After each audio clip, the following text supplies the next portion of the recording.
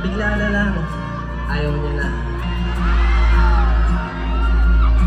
Yung para bang binuo mo isang tao para sa ibang tao.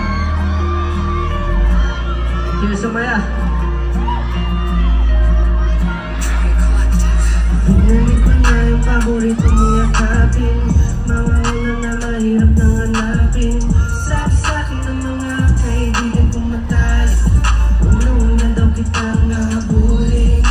Napangiti ako na tumingin sa salamin, dahil kaya ko ba lang pakawalan ka? Mas malawak na yung tama, kaya handa na ba lahat ng mga gamit mo? Huwag mong kalimutan yung mga bigay ko.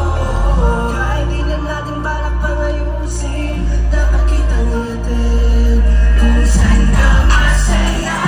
Di ka na makakalaya ka na, maipagmamalaki kita, buo ka na para sa kanya.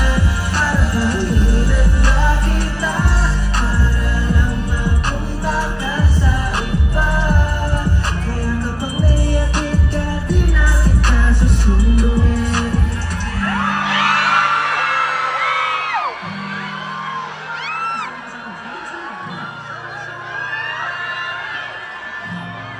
Dito ka. Ang pangalan kita, utang ko lang malaman kasi nakapag-uwi. Sinasabi pagkatapos ko kung nabilihan, iniuwas na hanggang ako nato. Pero lagi sumusunod na di kita kaya, kung di ka kaya na magalit. Sa'yo umikot aking mundo, paano mo ito nagawa? Hindi mo na ako masisisi, di na rin ako kumbinse. Di na rin ako pangingin, di mo nangigilan ang panganginin. Kaya halika na, ihatid na lang kita.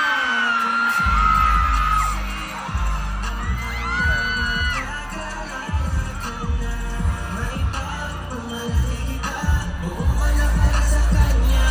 Pagmamahilan na kita, para lang mapunta ka sa iba. Kaya kapag naiatid ka, di na kita susunduin. Ano ba yun? Zaina po. Zaina, naranasan mo na ba yung gano'n? Yung parang binuo mo yung tao, mas iba'y nakinapang. Anong pangalan ng ex mo?